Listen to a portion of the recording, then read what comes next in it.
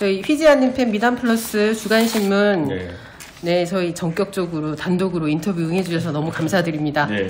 네, 개혁신당 화성을 국회의원 이준석님 모시고 네. 지금 인터뷰 나눠보도록 하겠습니다. 우리 화성 시민들한테 인사 좀 부탁드릴게요. 여기 네, 오시고. 안녕하세요. 동탄 이신도시 국회의원 이준석입니다. 제가 이제 동탄에 정착해가지고 정치활동한 지 이제 6개월이 넘었는데요. 글쎄요. 지금까지 동탄이 하나의 당이 독점한 체제 속에서 정치를 계속 해왔다면은 이제는 다양한 목소리가 반영될 수 있도록 정치를 하는 게 목적이고요. 제가 오면서 달라진 것들이 좀 있지 않습니까? 예를 들어 과학고 유치 같은 것들, 처음에는 의견이 분분하고 했었는데 지금은 주민들이 원하는 방향으로 꼭 유치하는 방향으로 이렇게 시와 또 협조회가 진행하고 있지 않습니까? 이제 동탄에 새로운 시설들이 많이 들어오고 변화가 많이 일어날 거라고 기대합니다. 예, 여러분께서 지켜주시고 많이 응원해 주시면 더 열심히 일하겠습니다. 예. 네, 인사 겸 과학고 유치건에 대해서 또 얘기해 주셨고요. 예.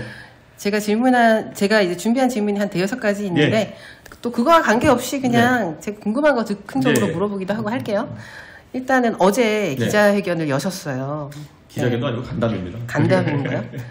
그래서 유튜브로 제가 이제 네. 아침에 살짝 보고 예. 나왔는데 그 핵심적인 내용을 화성 시민들도 궁금해하실 것 같아서 뭐 짧게 편하게 얘기해 줄 수 있을까요? 그러니까 사실 공천 개입이라고 하는 것이 이게 네 글자가 참 무서운 글자인데 정당을 하다 보면은 공천이라는 게 굉장히 정무적이라고 우리가 표현하죠. 여러 가지 고려를 통해 가지고 이제 이루어지게 되는 건데요. 예전에 제가 국민의힘 당대표 하던 시절에 대통령께서 공천에 관심이 많으셨죠. 네, 그래가지고 뭐 여러 가지 민원도 받아서 저한테 전달하고 때로는 전달 수준이 아니라 저한테 강력하게 요구하는 일도 있었고, 근데 이게 참 모호한 지점이 예전에 박근혜 전 대통령 같은 경우에도 그 당의 공천에 개입했다는 이유로 또 탄핵 때 그런 부분도 심리받지 않았습니까? 그래서 그런 부분까지 해가지고 이런 부분이 당의 독립성이 굉장히 중요한 부분인데 대통령께서 그런 얘기를 하신 적이 있었다 정도를 얘기한 거고요. 그런데 이게 문제가 되느냐 여부는 또 법적으로 따져봐야 될 겁니다. 우선 국민들이 지금 듣기로는 굉장히 심각한 사안으로 판단하고 당이 독립적으로 운영돼야 된다 이렇게 하시는 부분은 뭐 다들 동의하실 텐데 아직까지 대한민국 정당 정치 문화라는 것이 항상 그렇게 또 되지는 않는 부분도 있어가지고 수사기관이나 이런 데서 판단을 해보겠죠. 제가 질문할 내용까지 다 답변을 해주셔서 제가 질문할 내용이 뭐였냐면 이 윤석열 내외 이 분들께서 이 사람별로 구체적으로 공천을 개입했는가 여부와 그리고 그것이 법적으로 어느 정도 문제가 되는가를 여쭤보려고 했었거든요. 그러니까 우선 당선인 신분이 아닐 때니까 당선인 신분이고 대통령이 취임하기 전의 일이니까요. 그런 부분에 대해서 공무원이 적용되느냐 안 되느냐 이거는 지금까지는 안 된다고 보고 있는 그런 법 해석이 우세한데 그래도 이제 부적절한 거 아니냐라는 지적이 계속 있는 거고요. 무엇보다도 이번에 뭐 명태균 씨 그리고 또 김영선 의원 공천이나 이런 거에 대해 가지고 뭐 굉장히 많은 이제 국민적 의심이 있으니까. 근데 그 과정에서 우선 대통령이 뭐 본인이 뭐 난 김영선이 주라고 했는데라고 하는 녹취가 공개돼 가지고 그게 이제 많이 부각됐는데요. 사실 그 당시를 반추해봐도 공천에 있어 가지고 우리 항상 파편만 보고 판단할 수는 없는 겁니다. 그래서 앞으로 그런 것들에 대해서도 아마 국민들이 계속 궁금해할 것 같습니다. 뭐 개혁신당 차원에서 뭐 대응할 어떤 여지가 있나요? 대응할 여지라기보다는요. 네. 이게 사실 지금 논점이 굉장히 넓게 펼쳐놨다 이제 좁혀지는 모양새예요. 원래 처음에 이제 막 여러 가지 경마식 보도가 이제 나오는 시점이 있거든요. 항상 이런 큰 사건들에 대해서는. 그래서 처음에는 무슨 명태균 사장이 했던 것 중에 여론조사가 뭐 조작된 일부터 막 이렇게 했는데 사실 그런 부분은 캐문 캘수록 이제 잦아드는 국면이고 결국 공천에 대해 가지고 어떤 영향을 미쳤냐 이제 이쪽으로 좁혀지고 있는데요. 이 부분에 있어가지고는 뭐 정당 내 공천이라고 하는 것이 참 복잡하긴 하지만 하나씩 풀려나갈 거라고 봅니다 이제. 뭐 사실 저는 화성 전문 지역 언론이니까 네. 이 정도 수준으로만 그리고 어제 이슈가 됐었기 때문에 안 물어볼 수가 없어서 말할 기회가 많을 겁니다. 네네 알겠습니다. 그거는 뭐 다른 언론사하고 네. 또 깊이 있게 얘기해 네. 주시고요. 그리고 또 저희 화성 시민들도 궁금해하실 것 같아서 살짝 여쭤봤습니다. 그 화성시 정책 추진하는 데 있어서 개혁신당이 다른 당과 차별화되게 어떤 설정해야 될 핵심 지표 같은 게 있을까요? 저희는 그러니까 시설의 유치라든지 아니면 동탄 지역의 발전에 적극적인 편입니다. 예를 들어서 지금까지 저도 예전에 정치하던 거기 노원이고 노원도 민주당이 구청장부터 다 이렇게 하는 동네지만은 그냥 뭐 일설에 따르면 그런 것도 있어요. 지역이 발전하면 오히려 민주당은 싫어한다. 왜? 지역이 발전하면은 지역의 가치라든지 이런 것이 올라가면은 투표 성향이 바뀐다. 그래서 싫어한다. 이런 얘기를 하는 것들이 있어요. 가장 대표적으로 우리 동탄 주민들이 항상 얘기하는 것이 동탄의 생활 수준이 판교만큼 또는 그 이상으로 좋아져야 된다라고 하시는 말씀을 하시는 경우가 많으세요. 그렇죠. 그럼 판교같이 일자리가 들어오고 그리고 교통이 더 편해지고 학군이 더 좋아지고 그랬을 때 어떻게 되느냐 했을 때 판교의 지금 투표 성향을 보면 굉장히 민주당과는 거리가 좀 있는 투표 성향이잖아요. 그러니까 그런 것들에 대해 가지고 정치적인 의식을 하고 있는 부분도 있다. 저는 이렇게 판단합니다. 그래서 사실 지금까지 대한민국 어디서나 이건 뭐 화성 지역의 민주당 정치인들만 그런 게 아니라요. 민주당 정치인들이 많은 지역구에서는 본인들의 지자체에 이제 임대주택이라든지 아니면 이런 주거시설을 유치하는 걸 굉장히 좋아하고요. 근데 반대로 또 민주당 성향이 약한 지역구에서는 그런 것들 유치하는데 또 반대하는 경우도 있고 아니면 좀 더 상업시설이라든지 아니면 지역의 가치를 올릴 수 있는 시설 유치에 좀 더 열을 올리는 경우가 있거든요. 그래서 저는 그런 경향성의 차이가 있는데 지금은 화성이 이제 동탄이 발전하기 시작하면서 신시가지가 형성된 이 지역에서 지금까지 민주당 정치밖에 없었어요. 그렇기 때문에 앞으로는 조금 다른 모습. 사실 어떤 것이 나은지는 주민들이 판단할 부분이지만요. 지금 동탄의 가장 큰 문제는 제가 봤을 때 40만 명에 달하는 주거 인구가 이제 들어왔는데 이건 사실 설계할 때 인구를 이제 초월해 나가는 시점이거든요. 지금부터는. 그건 당장 여기에 그러면 상업시설 아니면 일자리라든지 이런 것 유치하는 것 아니면은 좋은 학교라든지 이런 것들 유치하는 것에 있어서는 지금까지 지역에서 좀 잘 일이 이루어지지 않았다. 이런 평가를 하고 있습니다. 저는. 상업시설, 일자리, 좋은 학교 이런 것들을 적극적으로 유치하겠다. 시설 유치에 더 집중하겠다. 그렇죠. 이렇게 정리하면 예, 될까요? 그렇습니다. 좋네요. 그리고 이제 세 번째 질문 넘어가겠습니다. 예. 이제 동탄을 넘어서서 이 화성시의 개혁신당의 영향력을 확산시키기 위한 구상이 있으신가요? 이제 지방선거 2026년 6월에 있잖아요. 제가 아무래도 제가 동탄 이신도시 국회의원 자리 잡고 난 뒤에 외람되게도 제가 행사나 이런 것들 다녀보면은 국민의힘 소속 시의원이나 이런 분들은 뭐 종종 뵙고 또 이렇게 인사 나누고 하지만은 국민의힘 당협위원장이라든지 아니면 또 이런 다른 정치인들은 잘 보지 못했어요. 그 말인즉슨 이제 동탄에서의 선거 구도라는 것은 이제 개혁신당과 민주당의 양자택일 구도로 가게 될 것이다. 저는 이렇게 판단합니다. 특히 이미 동탄 주민들은 지난 국회의원 선거에서 전국에서 지역구 유일하게 개혁신당을 선택함으로써 동탄의 가치가 많이 올라가는 걸 경험했거든요. 과거에는 동탄 하면은 뭐 사실 굉장히 이제 인터넷에서 밈화돼서 유명한 것들 좀 있었고 그거 외에 동탄이 진짜 30대가 평균 나이일 정도로 젊은 도시구나라는 이런 거라든지 아니면 진짜 제가 선거 나가면서 이 광비콤 지역이나 아니면 이런 곳에 있는 많은 빌딩 숲이라든지 이런 것들을 보면서 굉장히 이게 신시가지가 잘 형성돼 있구나 이런 것들 이번에 많은 국민들이 처음 알게 된 것이거든요. 그리고 정치적으로도 굉장히 이제 수준 높은 곳이다라는 걸 증명한 것이거든요. 그래서 저는 이런 거에 더해가지고 때마침 또 그 다음에 롯데캐슬 같은 경우에도 미분양분 이제 또 추가 공급을 해가지고 이제 전 국민이 관심을 갖지 않았습니까? 근데 그런 부분 같은 게 동탄의 하나의 2024년은 아주 가치가 상승하는 계기가 되었다 이런 생각을 합니다. 제가 이제 여쭤본 거는 뭐냐면 동탄을 넘어서서 화성시 가불병정 지역구가 다 있잖아요. 이제 여기까지 이미 가불병정에서 우리 정 지역에서는 우리 전성균 시의원이 지금 이제 당협위원장 맡아가지고 지금 이제 당세를 확장해 나가고 있고요. 병 지역에도 이제 좀 있으면 당협위원장이 선임돼가지고 그런 활동이 이어질 거로 저는 알고 있습니다. 그렇기 때문에 적어도 화성 서부권은 이제 갑 지역은 굉장히 지역이 넓기 때문에 저희가 좀 다른 접근을 해야 될지 모르겠지만 적어도 을병정 이 지역들 같은 경우에는 좀 도시화가 된 지역들 같은 경우에는 저희가 확실히 지방선거에 성과를 낼 수 있도록 하겠습니다. 그러면 을병정 지역은 당협위원장을 이제 선택하고 2026년 지선을 위해서 어떤 세팅을 하겠다 이런 구상이 있으신 거죠? 그렇죠. 그리고 제가 예전에 국민의힘 대표하면서도 이 화성 지역의 국민의힘 선거 준비 태세나 이런 걸 잘 알고 있거든요. 네네네. 근데 국민의힘이 민주당의 대척점에 서서 화성 정치를 바꾼다 이건 쉽지 않을 겁니다. 그렇기 때문에 저는 이번에 많은 주민들께서 어쨌든 동탄에서 시작된 이 바람이 동탄에 어떻게 긍정적으로 작동하는지를 보시면은 아마 동탄 1신도시와 그리고 병점 지역에서도 그리고 그 외 다른 지역에서도 저는 충분히 반응이 올 것이다 이렇게 봅니다. 그럼 뭐 시장 후보, 시도위원 후보 뭐 아직 좀 이르지만 그거야 뭐 당의 정해진 절차에 네. 따라서 공정하게 저희가 이제 선출해야 되니까요. 네네. 이야기를 지금 이름을 언급하기는 어렵지만 네. 충분히 훌륭하신 분들이 지금 당내에 들어와서 활동을 시작하고 있습니다. 그래서 그분들이 우선 상호간에 신뢰관계 구축하는 것도 굉장히 중요한 게요. 이 개혁신당이 되게 특이한 것이 민주당에 계시다가 이재명 대표의 어쨌든 일방주의에 지쳐서 나오신 분들, 그리고 또 국민의힘에 있을 때 또 윤석열 정부의 그런 어떤 일방주의에 실망이가 나온 분들이 합쳐졌기 때문에 굉장히 이들 간의 시너지를 만드는 것, 이것이 우선 저희에게 그 급선무입니다.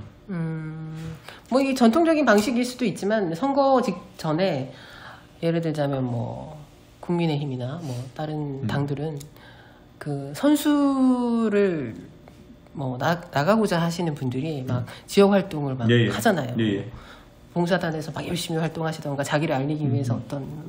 근데 이제 개혁신당은 특별히 그런 모습은 보이지 않는 것 같아서. 저희도 내부적으로 이제 봉사단도 지금 돌아가고 있고요. 네네네. 근데 이게 아무래도 민주당이 이곳에 거의 한 신도시 형성이고 10년 가까이 네. 계속 꾸려왔던 것에 비하면은 실제 덜 노출되는 경우는 있을 수 있습니다는 저희가 열심히 준비해 나가고 있고요. 네. 가장 확실한 것은 이 동탄 2신도시와 동탄 1신도시 이 100% 아파트촌에 가까운 이 지역의 특징이라는 것은 네. 주민들은 메시지를 보고 공약을 보고 실제 선택한다는 겁니다. 그래가지고 그 주민들에게 정확한 공약과 메시지, 정책을 준비해서 그걸 또 선보이는 것에 저희가 우선 아주 중요한 방점을 두고 이렇게 선거 준비할 겁니다. 메시지와 공약에 집중하겠다. 그리고 인물을 발굴하겠다. 실제로 네, 과거 그런 거죠? 정치권에서 네. 있었던 것처럼 저희가 돌아다니면서 이렇게 네. 같은 시간을 메시지나 화성주민위원 정책을 준비하는데 투자하지 않고 뭐 저도 열심히 돌아다니면서 주민들끼리 인사하고 이제 또 송년회 자리 많이 가고 하겠지만은 네.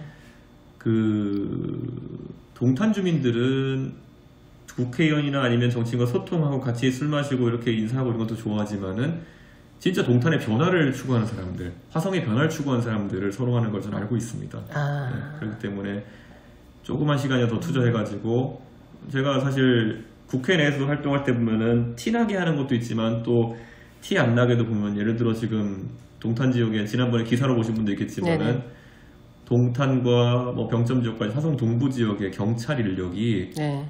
인구가 비슷한 그 송파구에 비해 가지고 한 3분의 1 정도밖에 안 됩니다. 그렇기 때문에 이 지금 화성 동탄 지역의 치안 서비스라는 것이 다른 지역에 비해 가지고 뭐 지금 경찰들이 열심히 노력하고 있지만은 매우 중노동에 시달리고 있는 거거든요. 어쩔 수 없는 상황이네요. 3분의 1밖에 안 되면. 지금 화성 동탄 경찰서가 470명 정도 인원이거든요. 네. 송파 경찰서가 1200명까지 됩니다. 둘 다 관할 인구가 60만 명 정도 되는 거거든요. 문제네요. 그러니까 저는 이런 부분을 지금까지 지역 정치권에서 신경을 썼어야 되는데 그런 걸 하지 못해서 맞습니다. 지난번에 제가 또 저랑 또 동탄 1신도시 전용기원하고는 개인적으로 굉장히 가까운 관계입니다. 네. 그렇기 때문에 전용기원하고 또 제가 국회에서 저희가 직접 또 행안부 장관하고 만나가지고 행안부 장관께 이거는 경찰 지원이 꼭 필요하다 이렇게 요청했고 그분의 행안부 장관이 긍정적으로 검토하겠다는 취지로 말씀하셨거든요. 네. 그래서 저는 이런 것들이 사실 지금까지는 젊은 의원들이 뭐 없었기 때문에 그랬다면은 지금 동탄 1시 2신도시에서 뭐 저와 전용기 의원이 또 힘을 합칠 수 있는 사람 힘을 합치고 해가지고 실생활에 안 보이는 부분까지 저희가 챙기겠습니다. 저는 경찰서 얘기도 몰랐었거든요. 네. 근데 정말 얘기를 듣고 보니까 좀 문제 같네요. 네. 그러면 이제 저희 지역 현안, 동탄 쪽의 지역 현안으로 넘어가서 네.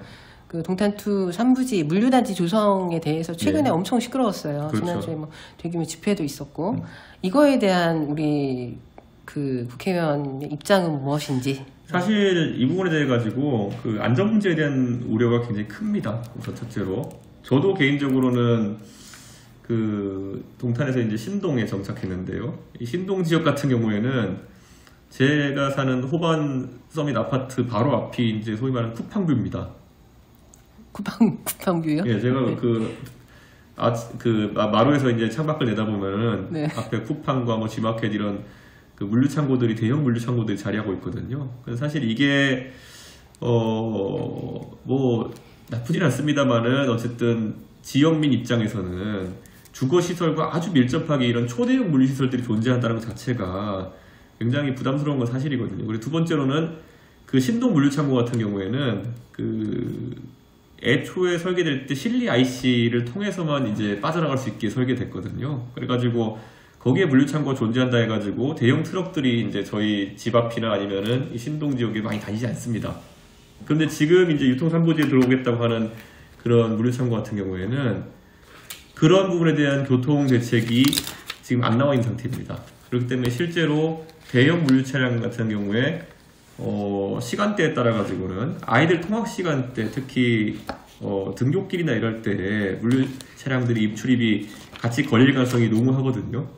그렇기 때문에 그런 부분에 대해 가지고 안전대책이 미흡한지를 저희가 점검해야 되는 거고요. 두 번째로는 그 부지라는 건 원래 주민들의 기대로는 3, 4년 전까지만 하더라도 거기에 동탄 지역이 지금 부족한 대형 쇼핑몰이라든지 이런 것들이 자리하지 않겠냐라는 기대가 있었던 겁니다. 그런데 그 부분에 있어서 지금 물론 적법한 절차에 따라서 땅이 이제 팔리고 이런 게 진행된다고 하지만은 우선 화성시 입장에서는 이런 주민들의 기대에 부응하지 못하는 도시계획을 지금 이제 사실상 구체화하고 있는 거거든요. 그래서 저는 이 부분에 대해서는 주민들이 계속 지적하는 부분을 지역의 국회의원으로서는 당에 반영해가지고 의견을 내고 또 그 방향으로 추진할 수밖에 없다고 생각합니다.